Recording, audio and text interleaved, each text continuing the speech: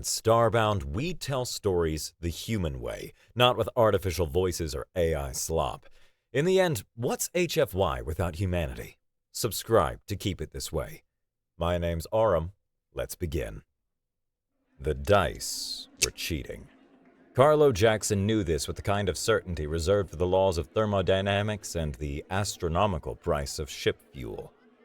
The little cubes of bone and circuitry clattered across the scarred, sticky table, glowed with a faint blue light that traced interlocking squares on their surfaces and came up with a combination that was, statistically speaking, a middle finger aimed directly at his wallet. Around them, the cacophony of the guzzling nebula was in full swing, a symphony of desperation and cheap intoxicants. A four-limbed insectoid being at the next table was meticulously cleaning its antennae, ignoring the brawl that had broken out near the bar over a spilled drink. The air was a thick soup of odors, the musky scent of a Hylosian, the ammonia tang of the insectoid, the sweet rot of fermented alien fruit, all layered over the ever-present hum of the station's life support fighting a losing battle. "That's another pot to me, human," Grits wheezed, his upper set of scaly arms sweeping up the pile of chipped credit discs while his lower pair steadied his bulk in the rickety chair. The Hylosian smuggler's arms performed the collection with surprising deftness, while one of his others now lifted a mug of foul-smelling brew to one of his three mouths. "You have the worst luck of any biped I've ever fleeced." "I'd call it something other than luck," Carlo muttered, slumping back in his chair. The chair, like everything else in this dive on the grindstone station, felt like it had been salvaged from a shipwreck and then deliberately made worse. "Your dice are weighted." Grits paused, glaring at Carlo. "You calling me a liar, boy?" A strike of uncertainty rattled down Carlo's spine, but he held the Hylosian's gaze. Grits laughed heartily. "Of course they are weighted," Grits said, chewing on a piece of what Carlo could only assume was food. "That is how you win. It is called strategy. Perhaps you have heard of it. That is what separates the predator from the broke in this lot. Did you expect anyone here would play fair?" Grits chuckled. "Fool. Never expect the best in folk." Carlo folded his arms. Cheery. Grits smiled smugly. "And richer for it." Carlo just grunted. He was broke. Not can't afford a luxury liner broke, but can't afford the docking fees to get my ship out of impound broke. The Stardust Drifter, his pride, his joy, his rust bucket of a tramp freighter, was currently sitting in Impound Bay 94, held hostage by a fee he couldn't pay and a port authority with the collective charm of a vacuum leak. He was officially at the bottom of a barrel he did not even know he was in. Carlo stared into the bottom of his glass, which contained a liquid the color of regret. All around him, the bar pulsed with the chaotic energy of a dozen species, all trying to forget their problems at the same time. The noise was a constant, a blend of a dozen languages, the clatter of glasses, and a mournful, synthesized tune weeping from a speaker in the corner. It was a terrible place to be, which made it the perfect place to be when you had nothing left to lose. "Another round?" Grits offered, his generosity directly proportional to the size of his winnings. He gestured with a full pouch of Carlo's credits. "Can't afford it," Carlo said, pushing his empty glass away. "I think that was my last credit. I'm going to have to sell a kidney to pay my bar tab." "A human kidney? Low market value," Grits scoffed. "Too much processing of toxins. Now a Hylosian digestive gland.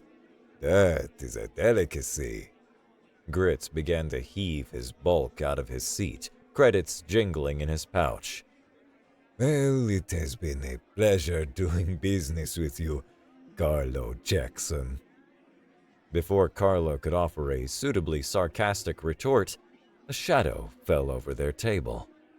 The shadow was different from the flickering passage of a maintenance drone or a stumbling patron. The noise of the bar seemed to recede, the patrons near the table instinctively quieting down and turning away. Carlo looked up. The figure was tall, broad-shouldered, and wrapped in a heavy cloak of some dark gray fabric that seemed to swallow the light.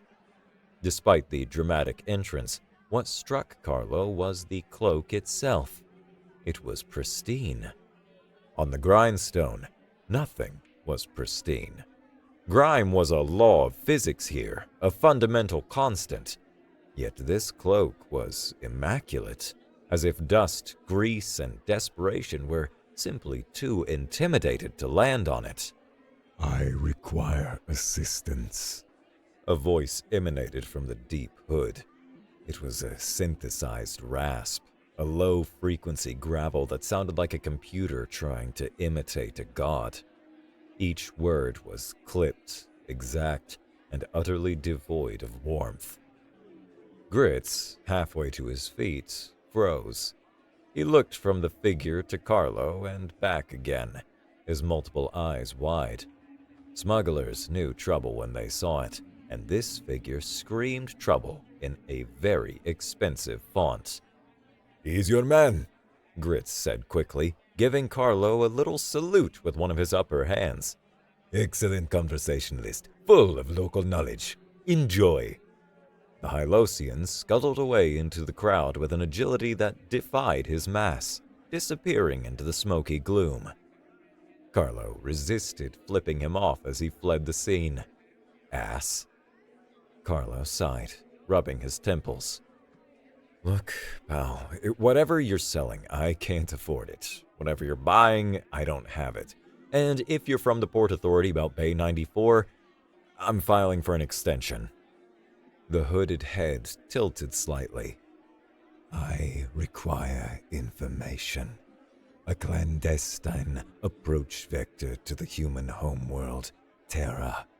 An active, low-traffic smuggler's route to bypass the Sol System's primary sensor nets and customs checkpoints. Carlo blinked. He looked the figure up and down.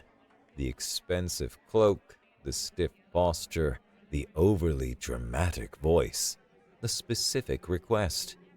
The figure was no bored corporate heir looking for an authentic backwater experience. This was serious business, the kind that got people like him spaced. But the kind that also paid well. He pegged him as an operative for some rival corporation or minor power looking to sneak a spy into the core systems. A back door into Sol? Carlos snorted, a little of his bravado returning. He was broke, but he still had his pride. That's a tall order. The Sol system is locked down tighter than a Hylosian's wallet. This said with a glare toward Grits, who had reappeared at the bar and was buying everyone a round of drinks. Why would you want to sneak in anyway? The taxes are a nightmare and the weather is variable. You want a real human experience, you don't go to Homeworld. That's just a museum with a planetary defense grid. My directives are specific, the voice rasped.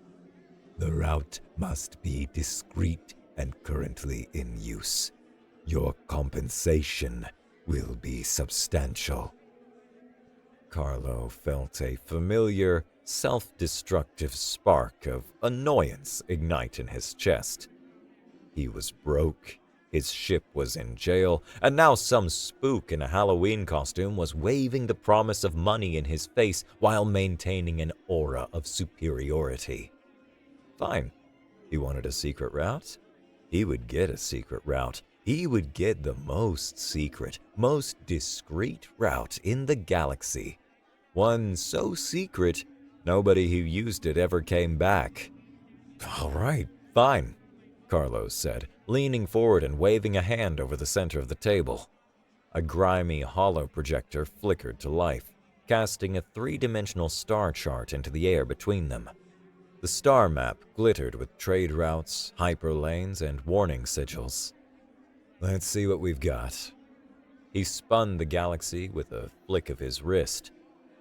The main trade spine is out, too many customs checkpoints. The Serpent's run is fast, but it's crawling with patrols looking for operatives like you. He zoomed in on a nasty-looking red nebula. Kydonia's Blight? Nah, the gravitic shear will peel the stealth coating off your fancy ship. He swiped to another system. Tartarus 5? Too quiet. A ship showing up there is an event. You would be spotted before you jumped out of FTL. Then his eyes landed on a small, isolated star system on the frayed edge of colonized space. It was circled with so many warning icons for gravitic anomalies, stellar flares, and atmospheric hazards that it looked like it had a case of cosmic chicken pox. A slow, wicked grin spread across his face. He said, tapping the system. The display zoomed in on a single, angry-looking planet. A swirl of blue, gray, and angry red. Here we go. Perfect. The cloaked figure leaned in slightly, its hood obscuring any reaction. This is an active route to Terra. Terra? The big blue marble? That's for amateurs. Carlos scoffed, waving a dismissive hand. He was all in now. The lie was taking on a beautiful life of its own. The main Sol defenses are all pointed outwards, expecting a frontal assault, but the old colonial supply lines, the deep-range emergency vectors, they don't watch those anymore. This route takes you in through the back, through an old, barely profitable frontier system they use as a staging ground. No one will be looking for you there. He tapped the planet's designation. Gale's Landing. It's a proving ground. Used to be a black site for their Marine Corps training. Character-building place. They say the air itself is a weapon. Makes their soldiers tough. Builds grit. He let out a small, bitter laugh. It's so nasty, they say even the Scourge wouldn't touch the place. He threw that last part in as a joke, a piece of bar-room bravado, a ridiculous exaggeration to sell the lie. The Scourge were the galaxy's boogeymen, the unstoppable empire everyone whispered about, but nobody had actually seen. From there, Carlo continued, tracing a plausible-looking sub-light path to a fake jump point. It's a clear, unmonitored shot into the Sol system. You pop out behind Neptune's orbit, clean and quiet. He leaned back, admiring his work. It was a masterpiece of malicious cartography. He just sold a one-way ticket to a planetary-scale sandblaster. You want a real, untraceable backdoor into human space? Carlos said, looking the cloaked figure dead in the eye, even though he couldn't see one. He pointed a thumb over his shoulder, a gesture of casual, absolute finality. It's that way. He expected a negotiation, or at least a verification request. Instead, the figure remained silent for a long moment. Then, one of its hands emerged from the cloak. It was a three-fingered gauntlet of polished black metal, etched with glowing crimson lines that radiated a faint heat. On the back of the gauntlet was a sigil, a sharp, angular emblem that tickled a distant part of Carlo's memory. The figure reached into its cloak and placed a small, heavy object on the table. It was a small, featureless ingot of a dark, dense metal. It had no gleam, instead seeming to drink the light around it. Refined osmium. Universally valuable, completely untraceable, and heavy enough to be worth a fortune. Carlo's jaw went slack. That little bar of metal was worth more than 50,000 credits. It was enough to get his ship out of impound, refuel, restock, upgrade the shields, and disappear for a year. It was stupid money. No corporate spy had this level of funding. The information is appreciated, The synthesized voice stated. The figure retracted its hand into the cloak, turned with a silent, unnerving grace, and melted back into the bar's chaotic crowd. Carlo stared at the ingot, then at the empty space where the figure had been. The local was easily bought. Commander Heston, the robed figure, thought as he strode from the foul-smelling establishment. The human's greed had made him pliable. His information, while crude, confirmed their weakest projections of the human species. Scattered, chaotic, their defenses formidable only from the front. This clandestine route, this Gale's Landing, was the perfect expression of their feral nature. This conquest would be trivial. Back at the table, Carlo slowly reached out and picked up the osmium ingot. Its weight was shocking, real. He looked at the star chart, still innocently displaying the route to the galactic equivalent of a garbage disposal. He slowly raised his other hand and flagged down the bar bot. "Hey, give me a bottle of the good stuff," he called out, a bewildered laugh escaping his lips. "The stuff that doesn't come out of a hose." The bot whirred over. Carlo watched the cloaked figure disappear out the door. He raised his newly acquired, ridiculously expensive glass of shimmering amber liquor. May he enjoy the local color.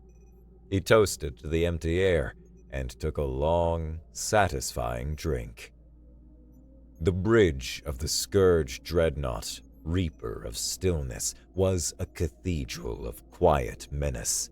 Its obsidian walls drank the light from the main screens, creating an atmosphere of perpetual twilight. At its center stood Lord Mahir, his immense armored form a monument to Scourge supremacy. Commander Heston materialized on the teleportation dais, his immaculate gray cloak settling around him without a whisper. He strode forward and knelt before the Overlord's command throne. "Report, Commander." Mahir's voice boomed, a sound that carried its own gravity. "The mission was a success, Lord Mahir," Heston said, his filtered voice echoing in the chamber. "I have acquired a functional, untraceable approach vector. A smuggler's route, as you predicted. It bypasses their primary defense perimeter entirely." He presented a jewel-encrusted datapad. An aide took the device and interfaced it with the main console. The star chart Carlo had so generously provided bloomed in the center of the bridge, a massive holographic projection. The route was clear, leading through the angry-looking system designated Gale's Landing. "Analysis," Mahir commanded. A Scourge technician, his face a mask of concentration, studied the incoming data. "The planet is designated a frontier world, Lord Mahir. Lightly populated, minimal defense grid." He paused, the plates of his jaw shifting slightly. "There is an anomaly. The world is subject to extreme cyclical atmospheric phenomena. The data is consistent with the local's description. Hypervelocity winds carrying significant metallic particulate matter. Our models suggest these conditions are hazardous to standard ship hulls and sensor arrays." Mahir looked at the swirling projection of the planet. He did not see a threat. He saw confirmation. "Their world is untamed," he declared, his voice ringing with absolute conviction. "This is the back door to their empire, and it is a cesspool. It confirms our intelligence. They are a species that lives in squalor, even on their most strategic worlds. This is a symptom of their feral nature, a festering wound instead of a fortress." He turned to his fleet commanders, their holographic images shimmering in a circle around him. These humans huddle in the dirt while the very sky seeks to scour them away. The fact that they would use such a chaotic world as a staging ground proves their inferiority. A tactical officer spoke up, his voice hesitant. Lord Mahir, standard doctrine suggests a preliminary orbital survey before a ground assault, even on a backwater world. Standard doctrine is for predictable opponents. Mahir cut him off, his tone sharp as sheared metal. We will not waste time scanning their storm. We will use their own clandestine route against them. We will descend through their pathetic weather as a testament to our superiority. We will land in the heart of their storm, and they will look upon the scourge and know that not even their own planet could protect them from their new masters. We descend upon this terror and break it. His gaze swept across the bridge. Make ready the fleet. We arrive within the rotation. A chorus of, "As you command, Lord Mahir," filled the chamber. Mahir turned back to the hologram of Gale's landing, a cruel approximation of a smile playing on his lips. The conquest of the human homeworld would be swift, brutal, and a glorious first step in the subjugation of their entire messy species. The wind was getting angry. Farah Jensen could feel it in her teeth. It was a vibration more than a sound, a deep-seated hum that traveled through the soles of her boots and up her spine. The air, already thick with the metallic tang that was the planet's signature perfume, carried a new charge, a tautness that made the hairs on her arms stand up. The sky, a vast canvas of bruised purple and slate, was beginning to churn. "Talk wrench!" she yelled over the rising moan of the pre-storm gusts. A greasy, chrome-plated tool slapped into her gloved hand. She grunted her thanks and applied it to the final bolt on the primary storm barrier's actuator housing. The massive slab of composite alloy, 300 meters long and 50 meters high, was one of 10 that formed the first line of defense for the settlement of Fortitude. "That's the last one, boss!" Rena, her head mechanic, shouted, her voice barely carrying. Rena was young, wiry, and had more grease under her fingernails than most people had in their entire digestive tracts. She wiped a smear of grime from her goggles. "She's as tight as she's gonna get.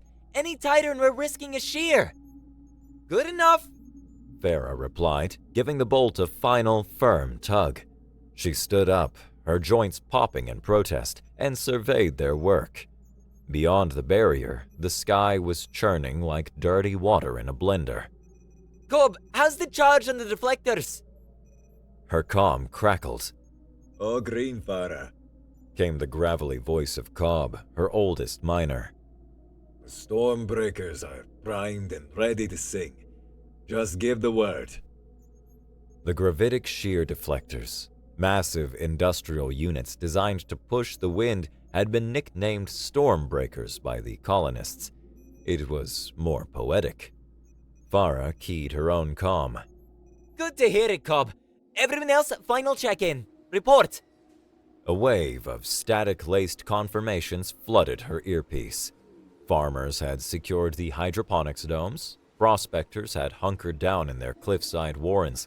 The last of the crawler haulers was secure in the main hangar. They'd lived on Gale's Landing for 2 decades. They knew the dance. This was a Category 5 razor wind brewing, a real monster, the kind that bypassed knocking on your door and instead took the whole wall. "All right, people," Farah said, her voice calm and steady as it broadcast across the settlement's hardline comms. "You know the drill. Hunker down, check on your neighbors, and break out whatever you've been saving for a stormy night. I'll see you all on the other side." She and Rena began the trek back to the command center. their heads bowed against the wind that was now starting to shriek. It carried fine, abrasive particles that stung any exposed skin and sounded like tearing silk. Think this one will break the record? Rena asked, her voice laced with the gallows humor that was the primary export of Gale's Landing. Let's pray it doesn't, Farah said. I'm still paying off the damage from the last record breaker. She paused, looking up at the churning sky. Something feels different about this one, though. Cobb's voice crackled on the comm again, tinged with uncharacteristic confusion. Farah, you might want to see this. The long range is screaming its head off. Before Farah could respond, a siren began to wail across Fortitude. The sound that cut through the wind was alien to this place. It lacked the familiar rising tone of the storm warning. Instead, a shrill, piercing shriek, a sound she had not heard since her days in the Colonial Marines, wailed across Fortitude. It was the proximity alarm, the one reserved for unauthorized orbital entry. The Scourge invasion fleet ripped a hole in reality and plunged headfirst into hell. One moment they were in the silent, orderly quiet of hyperspace. The next they were being hammered. The Reaper of Stillness bucked like a wounded animal. Red alert klaxons blared across the bridge, but they were almost drowned out by a deep, grinding roar that was transmitted through the very hull plating of the ship. The sound of a billion tiny knives scraping against the metal skin. "Report!" Mahir roared, his claws digging into the arms of his command throne as the deck pitched beneath him. We have exited at the designated L4 orbital point, Lord Mahir. A frantic navigator shouted. But the planet's atmospheric envelope, it extends this far out. It's massive. We are caught in a gravimetric shear. We are being dragged in. Sensors are failing. Another officer cried out, his hands ablur as he slapped a control erupting in warning runes, trying to silence alarms and stabilize failing systems. The particulate matter in the atmosphere is metallic, abrasive. It's sandblasting the primary sensor arrays. The view screen it's just noise. On the main view screen, the serene image of a target world was replaced by a swirling nightmare of impenetrable cloud and coruscating streams of sensor-blinding static. Shields flickered violently across the fleet, glowing a furious red as they were battered by forces they were designed to repel in the quiet of space, not the thick, gritty soup of a planetary superstorm. Smaller escort ships, caught in the worst of the wind shears, were tossed about like leaves in a hurricane. "Damage reports!" Mahir bellowed, his arrogance curdling into a white-hot fury. Frigate Iron Will reports shield collapse on its port side. Hull integrity at 70% and falling. The cruiser Inevitable Victory has lost primary comms. All ships are reporting severe sensor degradation and moderate to heavy hull abrasion. The storm is eating us alive, Lord Mahir. This chaotic, violent, and undignified brawl with the sky itself was the opposite of the grand, imperious descent he had envisioned. Mahir stared at the swirling vortex on his screen, his mind struggling to process the situation. How could their intelligence have been so catastrophically wrong? "Weapons control!" he snarled. "Fire a warning salvo! Target the largest energy signature on the surface! Announce our presence!" We cannot get a lock, Lord Mahir, the weapons officer replied, his voice strained. "We are firing blind!" Mahir slammed his fist on the throne. "Then fire blind! Show them the power of the Scourge!" In her command office, dug deep into the bedrock beneath Fortitude, Farah Jensen watched the chaos unfold on her main screen, where friendly icons were green and hostiles were a swarm of angry red triangles. The proximity alarm was still screaming, but she had muted the sound. The visual was loud enough. Dozens of hostile contacts were descending through the storm, their icons blinking erratically as her own damaged sensor network struggled to track them. Bright flashes of light bloomed in the upper atmosphere, followed seconds later by the deep, resonant booms of weapons fire impacting nothing. They were shooting at ghosts. They were shooting at the storm. They had neglected to check the weather, Farah thought, a flicker of pure, unadulterated disbelief cutting through the adrenaline. They flew a billion-credit fleet into a planet-killer storm without even looking at the forecast. They're not targeting us, Rena said, her voice a whisper of awe as she stared at the screen. They're just firing into the clouds. Farah leaned forward, her eyes narrowing. She saw the disorganized descent, the flickering energy signatures, the blind weapons fire. They had come with no plan for the storm. They seemed utterly unaware of its existence.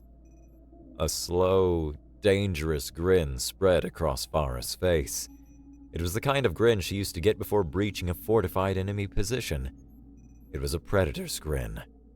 Agents, She breathed. the universe sent us a fleet of heavily armed agents. She keyed the settlement-wide comm, her voice cutting through the rising howl of the wind outside. Alright everyone, looks like we have guests for dinner. They seem a little lost, so let's give them a proper Gale's Landing welcome. A wave of confirmations, colored with grim excitement, came back over the line.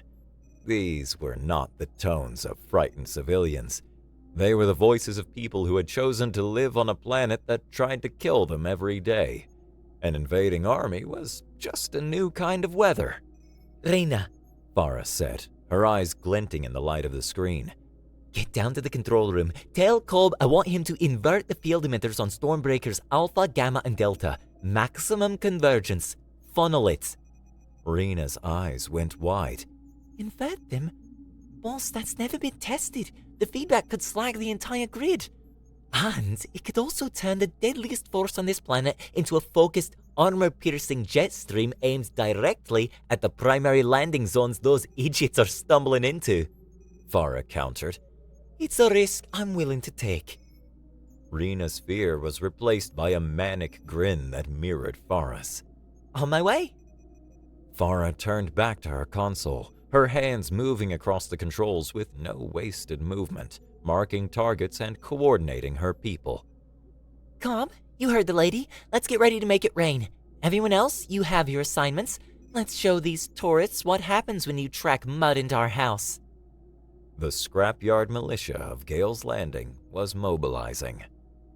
The colonists of Fortitude moved with the quiet purpose of people who fixed their own machines and fought their own battles. In the central power hub, Rena and Cobb worked side by side, rerouting massive power conduits. With a groan of protesting metal and a shower of sparks, the town's huge gravitic shear deflectors began to change their function. Instead of generating localized gravity fields that pushed the worst of the wind away, their gravitic lenses inverted. They began to pull the storm in, gathering the supersonic, particle-laden winds into 3 invisible funnels of focused destruction. Elsewhere, miners who spent their days blasting rock out of mountainsides rigged their seismic charges into daisy-chained minefields along the canyons leading to the town. Farmers, accustomed to fending off aggressive local fauna, cranked the settings on their electrified perimeter fences to crispy.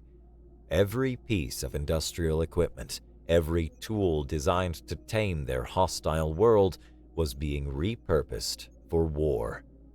The first Scourge troop transports breached the lowest cloud layer. 3 concentrated jets of wind, moving at nearly twice the speed of sound and carrying a payload of abrasive metallic dust, slammed into their formation. On the bridge of the Scourge transport unflinching blade, the pilot screamed as his forward view screen went opaque, scoured to worthlessness in a microsecond.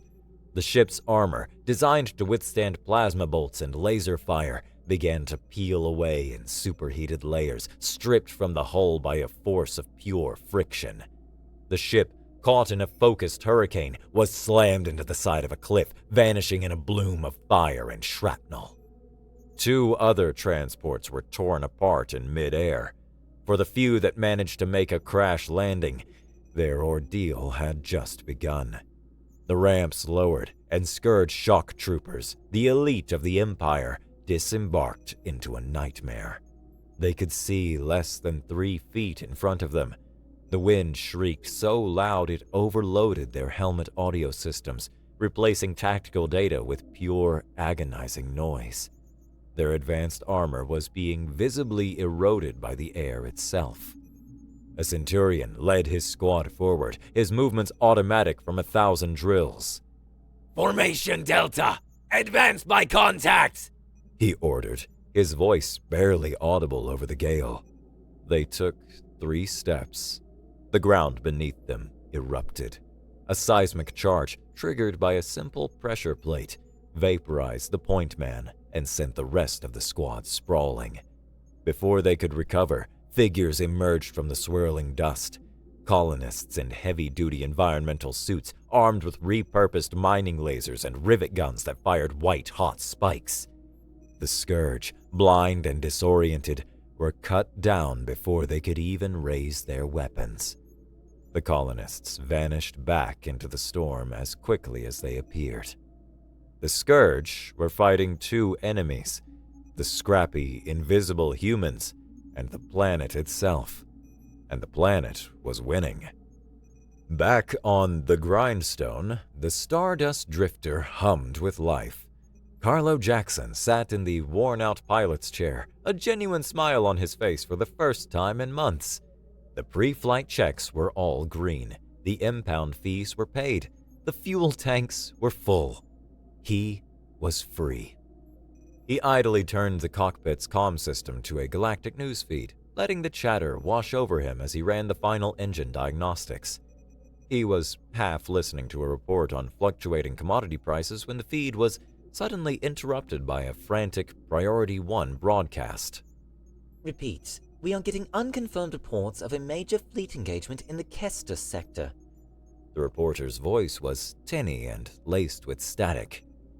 An unidentified fleet appears to have suffered catastrophic failure while attempting to engage a remote human outer rim colony. Carlo's attention sharpened. Details are scarce, The voice continued. but sources claim the fleet, bearing insignia consistent with the Scourge Empire, have taken massive losses. The engagement is taking place at the colony world known as A burst of static drowned out the name. Landing. Gale's Landing.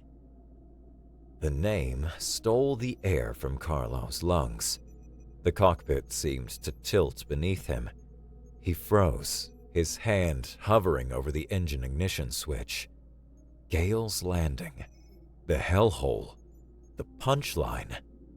On the newsfeed's visual display, a grainy, zoomed-in image flickered into view. It was a ship, clearly of advanced design, being torn apart by what looked like a tornado made of lightning and shredded metal. On the ship's buckling hull, scorched but still visible, was a sharp, angular sigil of glowing red.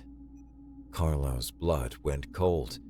It was the same sigil he had seen on the back of the cloaked figure's gauntlet. The Scourge. The actual, honest-to-God Scourge. The boogeymen of the outer quadrants.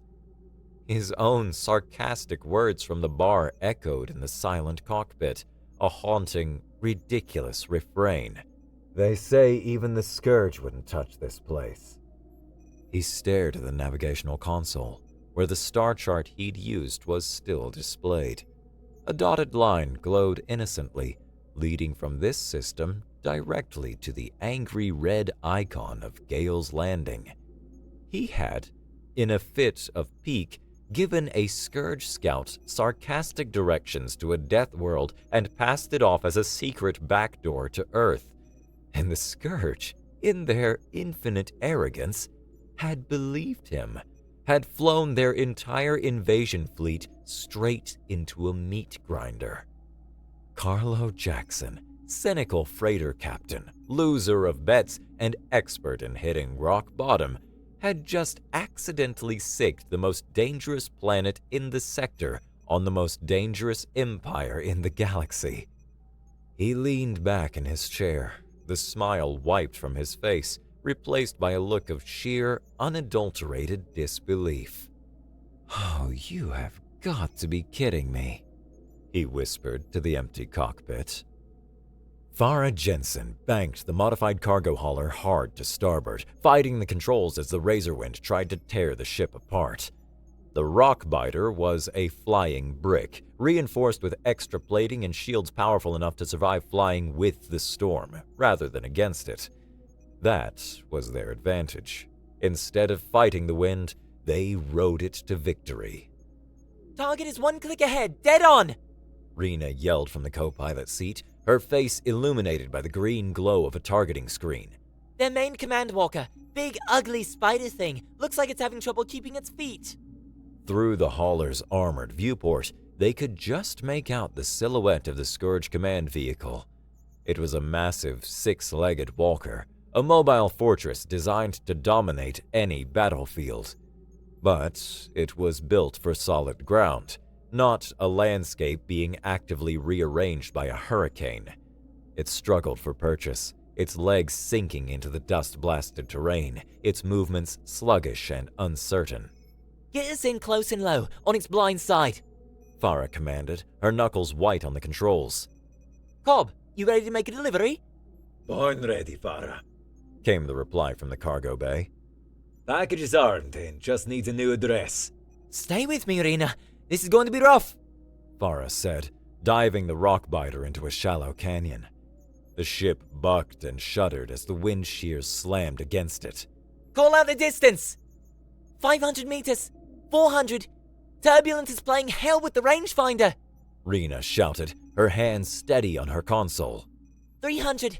It's turning! It sees us! Farah saw it too.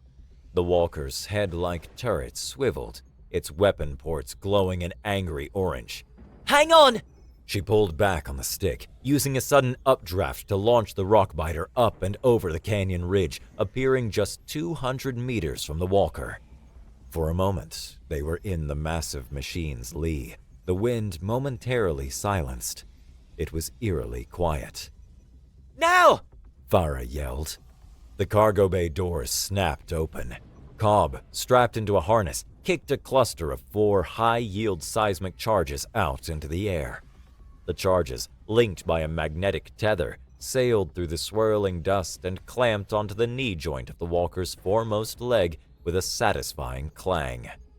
Farah slammed the throttle forward, pulling the Rockbiter up into the full fury of the Razorwind just as the walker's point defense turrets unleashed a torrent of plasma bolts. The energy sizzled past their stern, close enough for Farah to feel the heat through the cockpit window. Cobb, hit the doorbell! Farah shouted, throwing the ship into a wild corkscrew to evade a second volley. Bringing it now. The seismic charges, designed to crack planetary crusts, detonated in a synchronized blast. It was a concussive explosion, a pure, brutal application of force that traveled through the walker's frame. The leg joint, forged from alloys that could withstand a tactical nuke, shattered. The metal beast stumbled, its balance lost. With a groan that sounded like a dying god, the Scourge command walker toppled onto its side, crashing into the ground with an impact that shook the very mountains. A cheer erupted over the comms from the colonists watching from their scattered positions.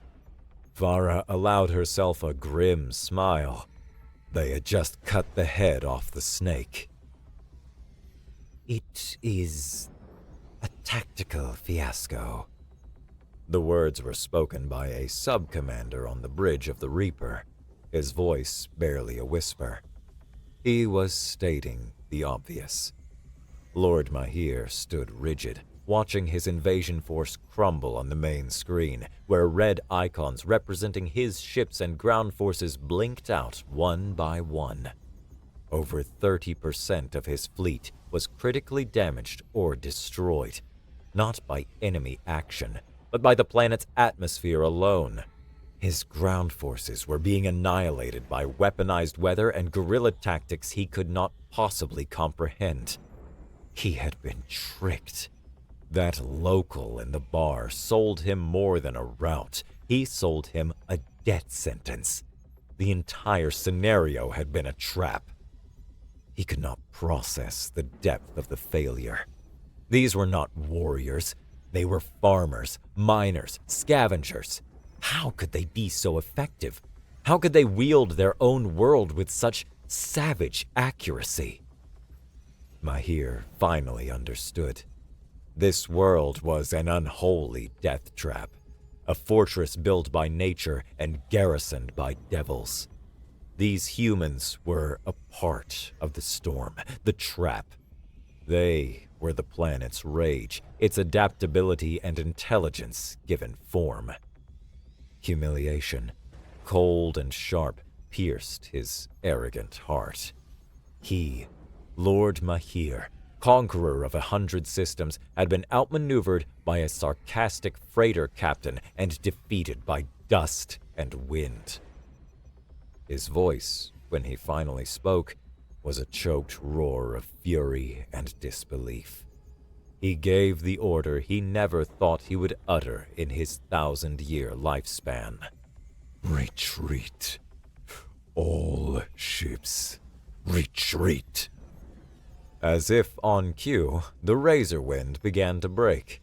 The shriek of the gale lessened to a moan, then a whisper. The thick, swirling dust began to settle, and for the first time in 2 days, a weak, ruddy sunlight filtered through the clouds, illuminating a scene of absolute devastation. The valley before Fortitude was a graveyard of advanced technology. The smoldering, sand-scoured wreckage of scourged ships and walkers littered the landscape. It was the galaxy's most expensive junkyard. For the colonists of Gale's Landing, it was the biggest salvage haul in history. Farah Johnson stood on a ridge overlooking the valley, a steaming mug of coffee in her hand. The air still tasted of metal, but it was clean. It was theirs.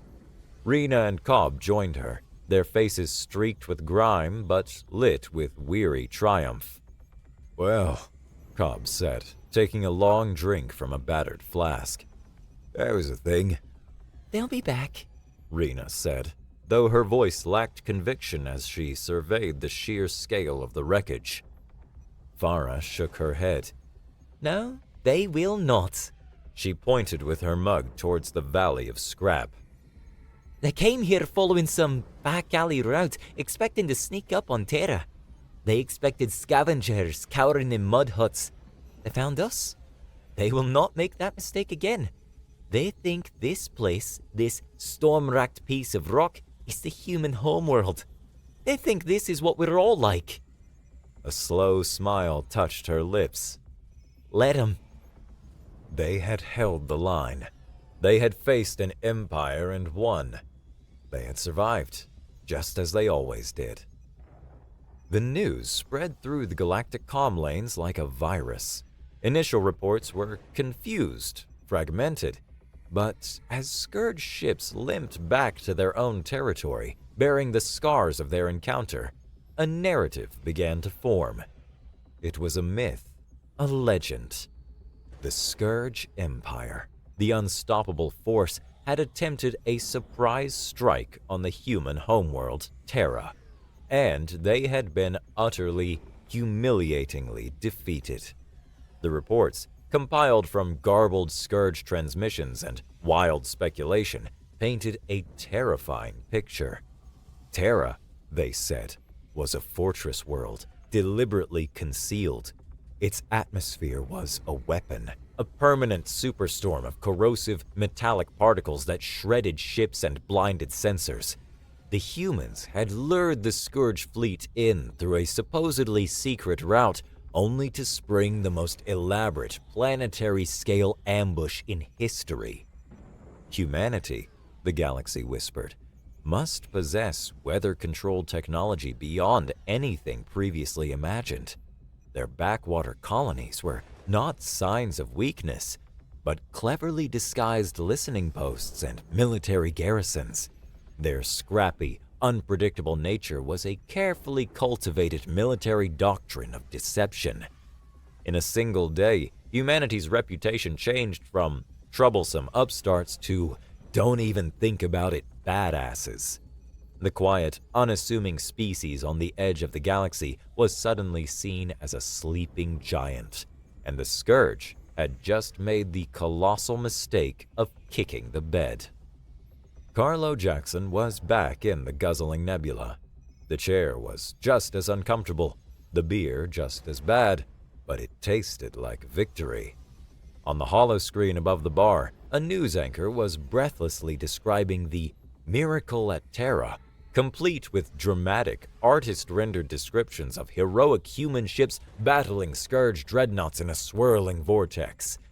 It was all wrong, but it felt so right. Grits, the smuggler, slid into the seat opposite him, shaking his multiple heads in disbelief. Can you believe it, Carlo? He wheezed, slapping Carlo on the back with a meaty hand. Your dust farmer cousins sent the Scourge running with their tails between their legs. I always said you humans were crazy, but this is a whole new level of insanity.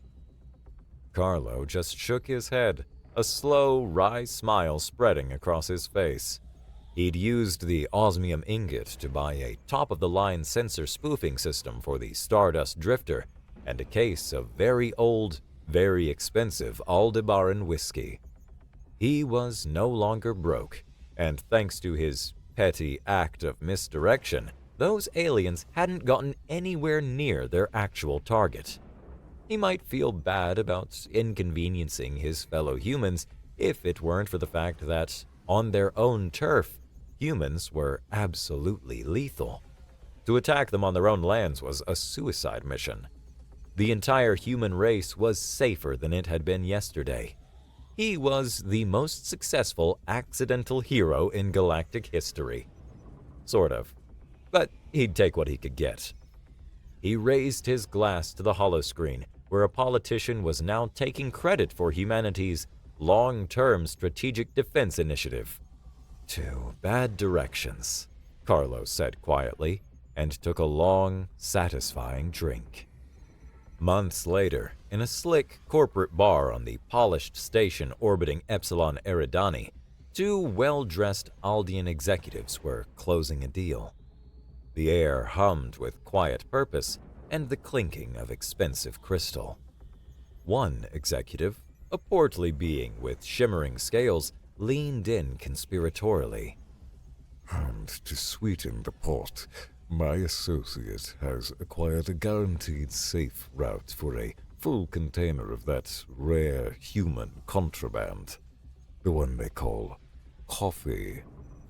The other executive, thin and reptilian, was mid-sip of his glowing blue cocktail.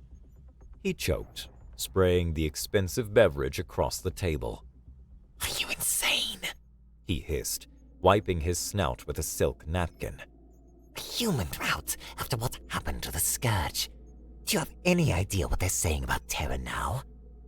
He leaned closer, his voice dropping to a fearful whisper. They say the human homeworld is a literal hurricane of knives. And the Scourge defeat was a demonstration. They say the gravity is twice the standard and that they train their children in storms that can strip chrome. That whole scrappy underdog thing was a lie, a deception to lure people in. He shuddered, his scales rattling. Find a softer target, you fool. No profit margin is worth that kind of risk. The humans are not to be trifled with. The galaxy had learned a new truth. Humanity was fundamentally misunderstood. Their chaotic colonies weren't a weakness. They were crucibles. Their stubbornness was armor. Their knack for turning scrapyards into weapons and sarcasm into grand strategy made them the single most unpredictable force in the cosmos. And it all began because one arrogant empire asked for directions, and one broke, sarcastic human with a flick of his thumb and a petty attitude, was more than happy to point them on their way. He had shown them the back door to humanity's strength, a strength forged not in pristine core worlds, but in the harshest, grittiest, most god-forsaken corners of space, the places humans stubbornly insisted on calling home.